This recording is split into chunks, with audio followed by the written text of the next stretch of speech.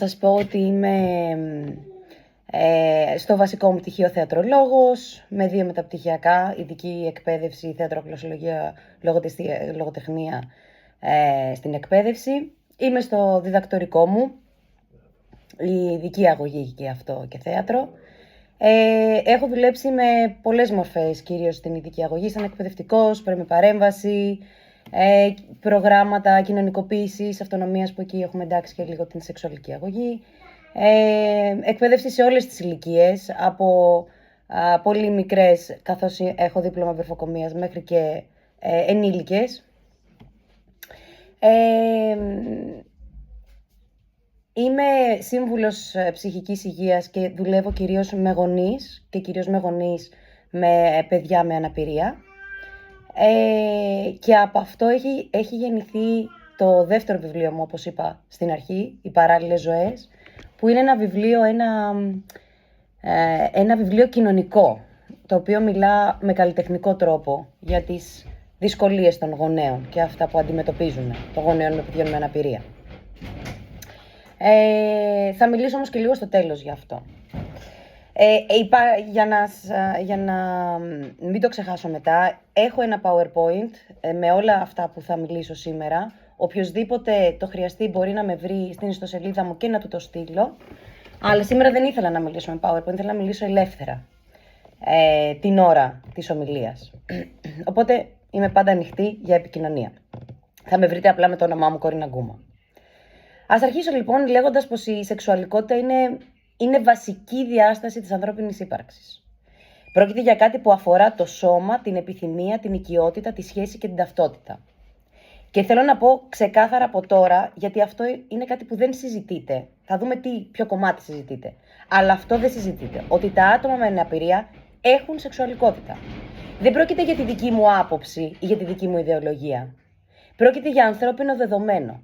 Και αυτά που παρουσιάζω ευθυγραμμίζονται με τις πιο κατευθυντήριες, πρόσφατες κατευθυντήριες της World Health Organization και με τη δημοσίευση μετά το 2022.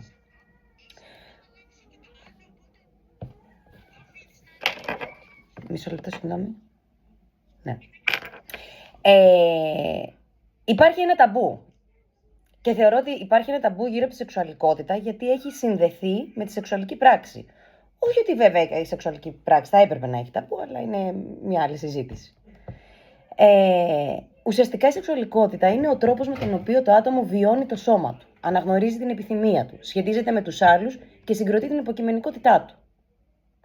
Συνήθως οι άνθρωποι, όταν μιλάνε για την αναπηρία, εγκλωβίζονται σε 2 ακραίες και εξίσου προβληματικές θέσεις. Από τη μία, αντιμετωπίζουμε τα άτομα με αναπηρία ως asexual, όπως προείπαν και οι εισηγητές. Λες και δεν υπάρχει επιθυμία. Ή από την άλλη, ότι η επιθυμία τους είναι κάτι επικίνδυνο και πρέπει να ελεγχθεί. Όπως καταλαβαίνετε, και τα δύο έχουν την ίδια απόρρεια. Τα άτομα με αναπηρία να έχουν αποκλεισμό. Κάτι φυσικά που βιώνουν γενικότερα στη ζωή τους. Αν το δούμε έτσι και λίγο πιο ιστορικά, ξεκινάμε με το ιατρικό μοντέλο, τη διόρθωση, όπου τα σώματα των αναπήρων υπήρξαν υποέλεγχο, παθολογικοποιήθηκαν, επιτηρήθηκαν, στερήθηκαν ιδιωτικότητας. Ιδιωτικότητα, αυτό είναι κάτι που υπάρχει μέχρι σήμερα. Πώς μπορούμε να μιλάμε για ερωτισμό και για επαφή με το σώμα όταν αυτοί οι άνθρωποι μένουν σε δομές, μένουν με γονείς, είναι συνέχεια με φροντιστές, ακόμα και στην μεταφορά τους χρειάζονται φροντίδα. Δεν τους αφήνουμε να έχουν και πολλές φορές σχέση με το ίδιο τους το σώμα. Η σεξουαλικότητα λοιπόν σε αυτό το σημείο αποσιωπήθηκε. Θεωρήθηκε απειλή. Μετά πήγαμε στο κοινωνικό μοντέλο. Μιλάμε για μία παρεμπόδιση μέσω της σιωπής. Η σιωπή ωστόσο αυξάνει την ευαλωτότητα, τη σύγχυση και τον κίνδυνο της κακοποίησης. Όταν δεν γνωρίζεις τι σου συμβαίνει, έρχεται η σύγχυση. Όταν δεν γνωρίζεις τι είναι η κακοποίηση και τα όρια της, απευθείας οδηγούμαστε σε μια κακοποίηση που δεν την αντιλαμβάνεται το άτομο με αναπηρία. Κατ' εμέ, η απουσία σεξουαλικής εκπαίδευσης δεν είναι ουδέτερη στάση, αλλά είναι θεσμική αμέλεια. Στη σύγχρονη ωστόσο ιατρική έχει φύγει η βιοεξουσία, έχει έρθει το δικαιωματικό μοντέλο και έχει μετακινηθεί ξεκάθαρα η ερώτηση. Δηλαδή, ήρθαμε σε μια υποστήριξη της σεξουαλικής υγείας με πλαίσιο, με ασφάλεια και με σαφή όρια. Μιλάμε για το δικαιωματικό μοντέλο. Η United Nations Convention of the Rights of Persons with Disabilities κατοχυρώνει ρητά το δικαίωμα στη σωματική ακεραιότητα, το δικαίωμα στη σχέση και την οικογενειακή ζωή, το δικαίωμα στην πληροφόρηση, το δικαίωμα στην προστασία από την κακοποίηση. Και είναι αυτό που έλεγα πριν, ότι υπάρχει συζήτηση, αλλά δεν είναι αν τα άτομα με αναπηρία έχουν σεξουαλικότητα.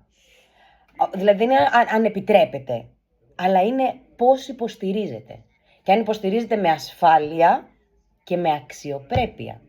Πολύ σημαντική λέξη, αξιοπρέπεια. Αν λοιπόν σήμερα έπρεπε να έχουμε αν μου είχαν πει οι συγγητές ότι πρέπει να πω τρία βασικά πράγματα, 3 προτάσεις, θα έλεγα τις κάτωθι. 1. Η επιθυμία, ο ερωτισμός και η σχέση δεν αποτελούν προνόμιο των μη αναπήρων σωμάτων. 2. Αποτελούν αναπόσπαστο μέρος της ανθρώπινης αξιοπρέπειας και της αυτοδιάθεσης. Μια καινούρια έννοια για τον κόσμο μας, ενώ τον κόσμο της αναπηρίας, που δεν θα έπρεπε να είναι καινούρια. Η συνένεση δεν είναι τεστ νοητικής ικανότητας. Είναι διαδικασία κατανόησης, επικοινωνίας και σχέσης. Και τέλος, η αναπηρία απαιτεί υποστηριζόμενη συνένεση, όχι γενικευμένη απαγόρευση. Δεν μπορούμε πίσω από το προσωπείο ότι δεν μπορούν τα άτομα με αναπηρία να δώσουν συνένεση για μη λεκτικά ή κάτι, να περνάμε στον κόσμο της απαγόρευσης. Το επόμενο που θέλω να φέρω στη συζήτησή μας είναι οι γονείς. Πόσο έχω ακόμα? 2 λεπτά. Okay. Είναι οι ερωτήσεις των γονέων, που είναι πραγματικές, και των φροντιστών. Πραγματικές, φορτισμένες και απολύτως κατανοητές. Πώς να μιλήσω στο παιδί μου για σεξουαλικότητα, πώς να εξηγήσω την αυτοικανοποίηση χωρίς να δημιουργήσω ενοχή, πώς να βάλω όρια. Δεν υπάρχουν συνταγές, ωστόσο υπάρχει η στάση που μπορούμε να ακολουθήσουμε. Για να μιλήσω λίγο πιο βιωματικά, να ξέρετε ότι η στάση του σπιτιού φαίνεται και αντικατοπτρίζεται στο ίδιο το παιδί. Δηλαδή, όταν ο γονέας εθελοτυφλεί και αποσιωπά, η εικόνα του παιδιού είναι η σύγχυση. Το βλέπουμε στα παιδιά. Το σώμα δεν ξεχνά, την ξέρει τη σεξουαλικότητα, αλλά δεν ξέρει να την εκθέσει. Και έτσι έρχεται η σύγχυση. Έρχεται πολλές φορές οι κρίσεις. Έχουμε δει πολλές φορές κρίσεις για αυτό το λόγο, και στα σχολεία και σε άλλες δομές. Έρχεται το άγγιγμα σε λάθος πλαίσιο. Και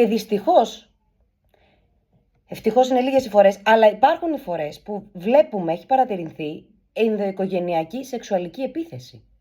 Δεν υπάρχει λοιπόν επιλογή της αποσιώπησης. Είναι μια συνταγή που δεν μπορούμε να την ακολουθήσουμε. Η στάση ξεκινά από την αναγνώριση ότι η επιθυμία είναι πραγματική και νόμιμη. Ότι ένα παιδί με αναπηρία επιθυμεί, δεν είναι πρόβλημα. Πρόβλημα το δημιουργούμε εμείς όταν πανικοβαλόμαστε. Η σεξουαλικότητα είναι παρούσα από την αρχή της ζωής και ο φροντιστής θα πρέπει να εξελίσσει τη συζήτηση παρέα με την ηλικία του παιδιού που γίνεται νεαρός, που γίνεται ενήλικας. Πολύ μεγάλη συζήτηση έρχεται στα παιδιά με τη μη λεκτική επικοινωνία. Γιατί η αλήθεια είναι ότι ανάλογα με την διάγνωση, ανάλογα με το κάθε παιδί, είναι διαφορετική η προσέγγιση. Είναι ένα θέμα βέβαια που δεν μπορούμε να αναλύσουμε εδώ. Αλλά υπάρχει τρόπος. Σίγουρα όμως όλοι πρέπει να κοιτάμε το πλαίσιο, το οποίο δεν χρειάζεται απαραίτητα λεκτική επικοινωνία.